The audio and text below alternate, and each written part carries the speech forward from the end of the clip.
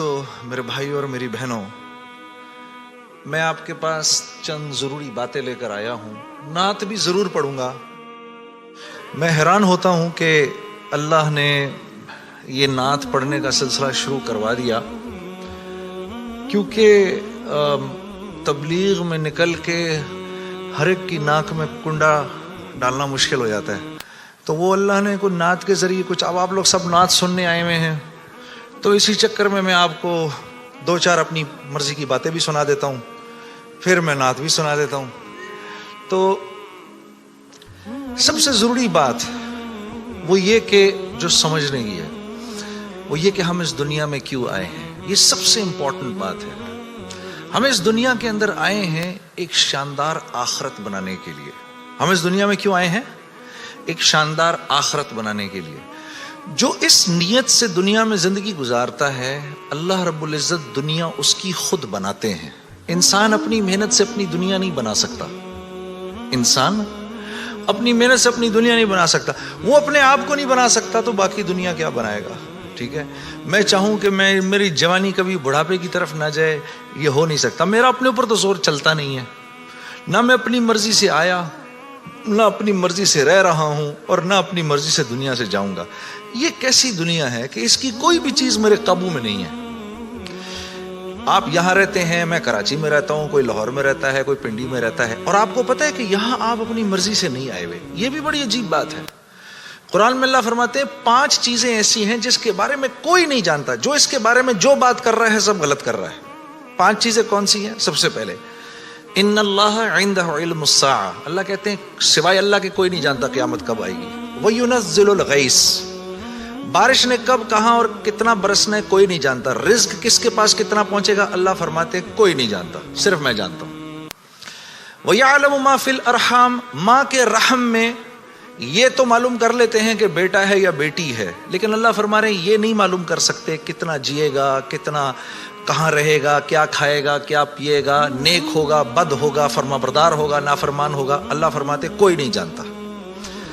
پھر اللہ فرما رہے وما تدری نفس ماذا تکسب غدا. کوئی نفس یہ نہیں جانتا، انسانوں کو چھوڑو، کیڑے مکوڑے بھی یہ نہیں جانتے کہ کل ان کو ان کا رزق کہاں سے ملے گا. مجھے نہیں پتا تھا کہ آج میں کھانا یہاں بیٹھ کے کھاؤں گا، کوئی آئیڈیا نہیں. اللہ کہتے کوئی نہیں جانتا. پھر اللہ کہہ رہے ہیں 5ویں چیز وما تدری نفس بأی ارض تموت. کسی نفس کو نہیں پتا کہ اس کو موت کب آئے گی اور کہاں آئے گی. سلیمان علیہ السلام کے دور میں ملک الموت سے سلیمان علیہ السلام کی بڑی دوستی تھی. تو ملک الموت حضرت عزرائیل علیہ السلام یہ سلیمان علیہ السلام کے دربار میں اکثر آیا کرتے تھے.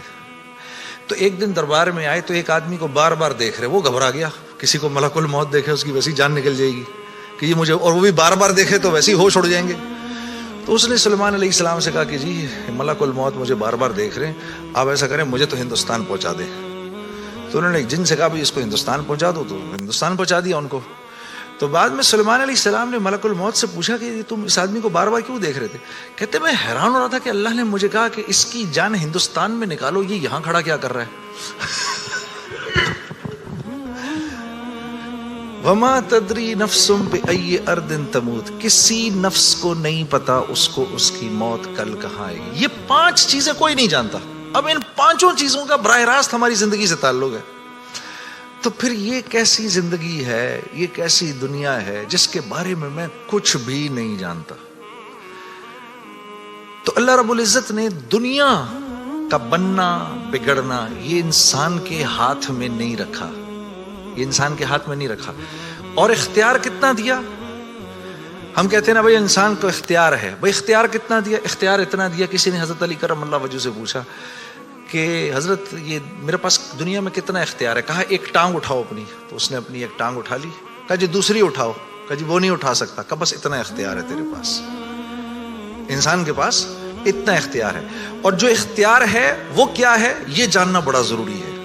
انسان کے پاس کیا اختیار ہے؟ اللہ نے انسان وہ واحد مخلوق ہے پوری کائنات میں جو اپنی جان کے استعمال کو بھی جانتی ہے اور چیزوں کے استعمال کو بھی جانتی ہے. انسان کے علاوہ اور کسی مخلوق کو یہ نہیں پتا کہ میں نے اپنی جان کو کیسے استعمال کرنا ہے اور چیزوں کو کیسے استعمال کرنا ہے. گھوڑے کو نہیں پتا کہ میں نے اپنے آپ کو کس کام میں لگانا ہے اور میں نے بکری کا کیا استعمال کرنا ہے. بکری کو نہیں پتا کہ میں کس کام کے لیے دنیا میں آئی ہوں. اس کو کوئی آئیڈیا نہیں ہے کہ بلی کا میں نے کیا استعمال کرنا ہے. بلی کو نہیں پتا میں کیوں آئی ہوں, اور بلی کو یہ بھی نہیں پتا کہ میں نے کتے کے ساتھ کیا کرنا ہے. ٹھیک ہے, انسان وہ واحد مخلوق ہے جس کو اللہ نے یہ شعور دیا, فَأَلْهَمَهَا فُجُورَهَا وَتَقْوَاهَا. میرے دوستو, یہ وہ آیت ہے جس کو اللہ نے 7 قسمیں کھانے کے بعد بیان کیا. 7 قسمیں کھائیں اس آیت کو بیان کرنے سے پہلے. جیسے میں کہوں میری بہن, اللہ کی قسم, رسول کی قسم, قرآن کی قسم, تیرے باپ کی قسم, تیری ماں کی قسم, 6 قسمیں تو یہ کھائیں. پھر آخر میں فرمایا وَنَفْسٍ وَمَا سَوَّاهَا. اچھا چل کسی کی قسم نہیں مانتا تو میرے بندے مجھے تیری جان کی قسم, فَأَلْهَمَهَا فُجُورَهَا وَتَقْوَاهَا.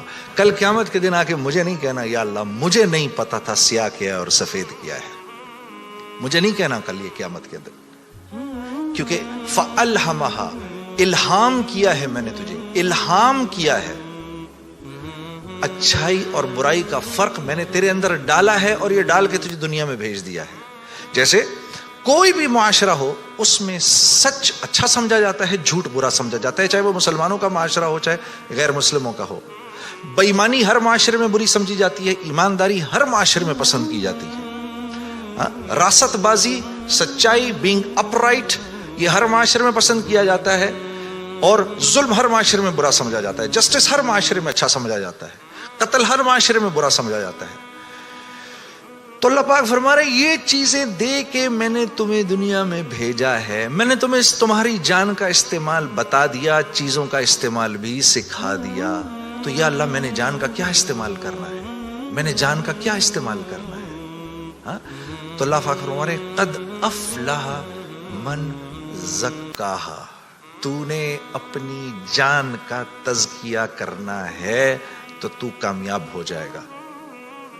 وَقَدْ خَابَ مَنْ دَسَّاهَا, اور اگر اپنے نفس کو تو نے کھلا چھوڑ دیا تو برباد ہو جائے گا. اب ان 2 باتوں پر علماء نے تفسیروں کی تفسیریں لکھ دی ہیں. اب نفس کا تزکیہ کیا ہے؟ نفس کو ہر اس چیز سے روکنا جس کو اللہ نے منع کیا ہے, یہ نفس کا تزکیہ ہے. سامنے نامیرا عورت ہے, اب نہیں دیکھ سکتے اس کو. ہاں, وہ سامنے سے آئی, نظریں جھکا لی, اب نظریں جھکا لی, اسی لمحے پچھلے سارے گناہ معاف ہو جاتے ہیں. اور اللہ ایمان کی وہ حلاوت دیتے ہیں جو آپ نماز میں محسوس کریں گے. پھر آپ نہیں کہیں گے کہ جی میں نماز پڑھتا ہوں میرا تو دھیان ادھر نکل جاتا ہے. پھر آپ نہیں کہیں گے. کان کو ہر وہ چیز سننے سے روکنا جس کو اللہ نے منع کیا, ہر اس چیز کو سننا جس کا حکم دیا. ہاتھ کو ہر اس جگہ استعمال کرنا جس کا حکم, ہر اس چیز سے روکنا جس سے منع کیا. تو نفس کا تزکیہ اللہ فرما رہے ہیں جب تم دیکھ دیکھ کر میری رعایت رکھ کے زندگی گزارو گے تو تم اس دنیا میں کامیاب ہو جاؤ گے. اور تمہیں کامیاب کون کرے گا؟ ہم کریں گے. تم خود کامیاب نہیں ہو سکتے. ہاں, یہ موت کے بعد ہوگا. فرشتے اعلان کریں گے وَلَكُمْ فِيهَا مَا تَشْتَهِي أَنفُسُكُمْ. اب کیونکہ تم نے دنیا میں تو ویسے کر لیا جیسے اللہ نے چاہا, ٹھیک ہے, اللہ کی رضا پر راضی رہے, تو اب وَلَكُمْ فِيهَا مَا تَشْتَهِي, اب جو کچھ تم چاہ رہے ہو انفسکم وہ پورا ہوگا. کیوں؟ نزلا من غفور الرحیم, کیونکہ تم اب غفور الرحیم کے مہمان بننے والے ہو. تو اب جو چاہو گے پورا ہوگا. اب کہہ لو مجھے اتنے بڑے بڑے گھر چاہیے, مجھے اتنی اتنی بیویاں چاہیے, اتنی اتنی حوریں چاہیے. دنیا کی عورتیں کہہ دیں کہ مجھے اس کی شکل دوبارہ نہیں دیکھنی. ہاں جی, میں آ رہا تھا نا ادھر, تو اب میرے سفر میری بیوی تنگ آ گئی تھی.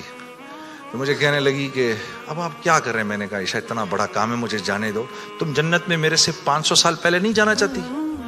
تو کہنے لگی وہاں بھی اکیلا ہی بھیجنا. تو پھر مزے ہی مزے ہیں. پھر جو آپ چاہیں گے وہ ہوگا. یہاں پابند کرنا ہے اپنے آپ کو اس دنیا میں, اور پابند کرنا اپنے آپ کو یہ سب سے مشکل کام ہے. یہ سب سے مشکل کام ہے, اپنے آپ کو پابند کرنا. دیکھو انہوں نے اپنے آپ کو پابند کیا میڈیکل کالج کا تو ڈاکٹر بن گئے. وہاں جو سینئر ڈاکٹرز نے کہا وہی کیا. صبح کہا 8 بجے پہنچنا ہے, 8 بجے پہنچ گئے. وہاں پر جس پیریڈ میں, جس کلاس میں, جس ڈپارٹمنٹ میں انہوں نے کہا جی پڑھو, پڑھتے رہے. اس کے بعد 4-5 سال اپنے آپ کو پابند ہی تو کر کے گزارا, تو 5 سال کے بعد ڈاکٹر بن گئے. آدمی کو اپنے آپ کو پابند کرنا پڑتا ہے. دنیا میں جس چیز کو حاصل کر رہے ہیں اس کے لیے اپنے آپ کو پابند کرنا ضروری ہے. تو دین, اور پھر کیا ہے, جب پابند کیا تو اب ڈاکٹر بن گئے. اب ڈاکٹر بننے کے بعد ڈاکٹر بننے کے جتنے نفع ہیں اب وہ کمائے گا. یہ سیدھی سی بات ہے. تو دین کے نفع اٹھانے کے لیے کہ میں دین کے نفع اٹھاؤں, اللہ نے جو حکم دیا اس کے میں نفع اٹھاؤں, اس کے لیے پہلے ہمیں اپنے آپ کو پابند کرنا پڑے گا. اسی طرح سے اللہ جیسے کہہ رہے ہیں, جب وہ پابند کر لے گا تو پھر اس کے نفع اٹھائے گا, اور جو جتنا پابند کر لے گا اتنا ہی نفع اٹھائے گا. جیسے 1 گز زمین بھی زمین ہے اور پوری دنیا بھی زمین ہے. جس کے پاس 1 گز زمین ہے وہ 1 گز زمین جتنے فائدے اٹھائے گا, جس کے پاس پوری دنیا ہے وہ پوری دنیا کے فائدے اٹھائے گا. تو جس کی زندگی میں جتنا دین ہے اس نے دنیا میں نفع اٹھانے ہیں. جس کی زندگی میں جتنا کم دین ہے, پھر کیا ہے, مصائب اس کو گھیر لیتے ہیں. مصائب اس کو گھیر لیتے ہیں, حالات اس کو گھیر لیتے ہیں. کراچی سے, لاہور سے, فیصل آباد سے گلاسگو آ جانے سے حالات ٹھیک نہیں ہو جائیں گے. یہ کہیں اللہ کا وعدہ نہیں ہے کہ جگہ تبدیل کرے گا تو تیرے مزے ہو جائیں گے. نہیں, زندگی بدلے گا تو تیری زندگی بدلے گی. چاہے تو غربت میں ہے, چاہے تو امارت کے اندر ہے, چاہے تو وزیر ہے, چاہے تو محکوم ہے, چاہے تو دکاندار ہے, چاہے تو کارخانے دار ہے. اگر میری مرضی کے مطابق چل رہا ہے تو دنیا کی زندگی تیری ایسی بناؤں گا, دنیا کی زندگی کو تیرے لیے جنت کا نمونہ بناؤں گا. اگر میری مرضی کے خلاف تو چلے گا تو تیرے لیے تمام حالات اور تمام کامیابی کے نقشے ہونے کے باوجود تجھے مشکل میں ڈالوں گا. اور میرے عزیز دوستو, یہ ازل سے لے کر آج تک ہو رہا ہے, اور آج سے لے کر ابد تک یہی ہوگا. اب آپ لوگ یہاں کیوں آئے؟ کبھی آپ نے سوچا بھئی آپ گلاسگو کیوں آئے؟ آپ گلاسگو کیوں آئے؟ آپ آئے نہیں ہیں. اخرجت للناس, ہم نے لوگوں کے نفع کے لیے تمہیں نکالا ہے, ساری انسانیت. اخرجت للمسلمین نہیں, مسلمانوں کے نفع کے لیے آپ نہیں آئے یہاں پر. اخرجت للناس, ساری انسانیت کے نفعوں کے لیے میں نے تمہیں تمہارے گھروں سے نکال دیا ہے. یا اللہ ہم نے کیا نفع پہنچانا ہے ان کو؟ تأمرون بالمعروف وتنہون عن المنکر, تم نے اچھائی خود کرنی ہے اور ان کو اچھائی کر کے دکھانی ہے. برائی سے خود بچنا ہے اور برائی سے خود بچ کے ان کو کر کے دکھانا ہے. آپ یہاں اس لیے آئے ہوئے ہیں, میں قرآن بتا رہا ہوں آپ کو. وتؤمنون باللہ, جب یہ کرو گے, جب تم ایسا کرو گے پھر میری ذات پہ تمہارا ایمان بنے گا, ورنہ نہیں. تب تم میرے حکموں پر چلو گے. ایمان نہیں بنے گا تو حکموں پر نہیں چلا جاتا, پھر اللہ کے حکموں پر نہیں چل سکتا آدمی. ایمان بنائے بغیر اللہ کو, اللہ تو جانے گا لیکن اللہ کی ذات کے تاثر سے دل خالی رہے گا. اللہ کی ذات کے تاثر سے, جیسے ابھی بھائی کہہ رہے تھے نا, دل, ابھی امجد بھائی کیا کہہ رہے تھے, دل اللہ کا گھر ہے. اس کا کیا مطلب ہے؟ اس کا مطلب یہ ہے, اللہ فرما رہے ہیں میں ساری کائنات میں کہیں نہیں سما سکا ہوں تو صرف ایک مومن کے دل میں آ کے سما سکتا ہوں. کیا مطلب ہے اس بات کا؟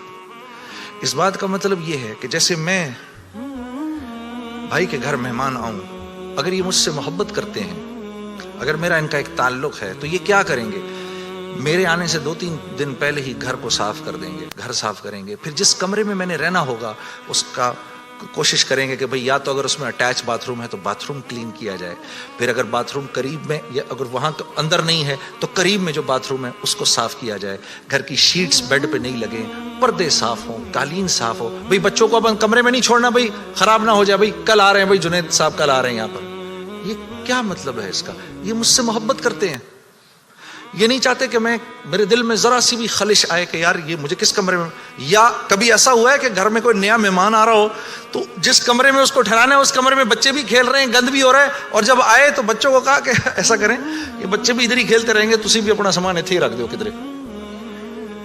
کبھی کیا ہم نے اپنے مہمان کے ساتھ؟ تو دل میں ہو اللہ کے غیر کی محبت, اور ہم کہیں یا اللہ تو بھی آ جا ادھر. ایسا نہیں ہوتا. ایک حیادار عورت ہوتی ہے نا, حیادار عورت, وہ پہلے اپنے شوہر کے دل میں اپنی محبت دیکھتی ہے. وہ پہلے اپنے شوہر کے دل میں اپنی محبت دیکھتی ہے دور سے رہ کر. جب اس کو نظر آ جاتا ہے کہ اس کے دل میں میری محبت ہے, پھر قریب آ کے اپنے شوہر کے سینے سے لگتی ہے. لیکن ایک بے باک عورت تو یہ بھی نہیں دیکھتی کہ یہ شوہر ہے یا کون ہے, ڈائریکٹ چھلانگ مارتی ہے. تو اللہ رب العزت اور نیکی, مثال دے رہا ہوں میں, مثال کے طور پر ایک حیادار عورت کی طرح ہوتے ہیں. وہ پہلے آپ کے دل میں اپنی جگہ دیکھے گا, اللہ پہلے آپ کے دل میں اپنی جگہ دیکھتے ہیں. لیکن اگر اس کے اندر اللہ کے غیر کا تعفن ہے, اسی لیے تو پھر نماز میں دل نہیں لگتا. اچھا پھر نماز میں دل نہیں لگتا, پھر تھوڑی دیر بعد شیطان کہتا ہے بھائی کیا یار ٹائم ویسٹ کر رہا ہے یار, چھوڑ کوئی اور کام کر. ادھر اس نے نماز چھڑائی, ادھر شیطان نے نماز چھڑائی, ادھر آپ اور میں گئے کام سے. ادھر نماز گئی, ادھر ہم گئے, بس چھٹی, اب فارغ. اب فٹ بال کی طرح شیاطین کبھی لات ادھر سے ادھر ماریں گے, کبھی ادھر سے ادھر ماریں گے, کبھی ادھر سے ادھر. برکت بھی گئی, زندگی کی برکت گئی, مال میں برکت گئی. جو فجر کی نماز جان بوجھ کے چھوڑتا ہے اس کے چہرے سے اللہ صلحہ کا نور نکال دیتے ہیں. جو ظہر کی نماز جان بوجھ کے چھوڑتا ہے اس کے رزق میں سے برکت ہٹا دی جاتی ہے. جو عصر کی نماز جان بوجھ کے چھوڑتا ہے اللہ اس کے جسم کی طاقت کو سلب کر لیتے ہیں. یہ بیمار رہتا ہے اندر سے, اس کو بیمار رکھتے ہیں. جو مغرب کی نماز جان بوجھ کے چھوڑے گا اس کو اس کی اولاد سے کبھی کوئی نفع نہیں ہوگا, اس کی اولاد ساری زندگی اس کی نافرمان رہے گی. جو عشاء کی نماز جان بوجھ کے چھوڑے گا اس کو کبھی راحت چین کی نیند نہیں آئے گی. تو اس کے علاوہ میں نے دنیا میں کرنا کیا ہے, اور یہی 5 چیزیں تو چاہیے مجھے دنیا کے اندر.